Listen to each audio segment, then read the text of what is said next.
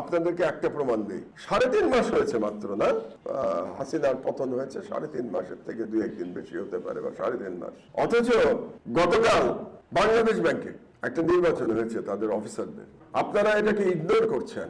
আমি দেখতে পাচ্ছি সরকার ইগনোর করছে, রাজনৈতিক দলগুলো ইগনোর করছে, আমি কিন্তু ইগনোর করছি না।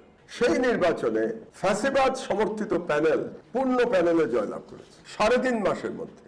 আমাকে বলেন, পৃথিবীর আর কোন দেশে কোন বিপ্লবের 3.5 মাস পরে পরাজিত ফ্যাসিবাদ তারা নির্বাচনে দাঁড়াতে সাহস পেত?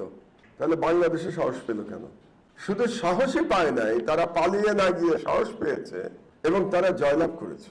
আমাকে যুক্তি দেওয়ার চেষ্টা করছে আজকে সরকারের 2-1 জন যে 16 বছরে তারা সবাই সব ফ্যাসিবাদের সহযোগীদের, ছাত্রলীগের পান্ডাদের বাংলাদেশ ব্যাংকে চাকরি দিয়েছে।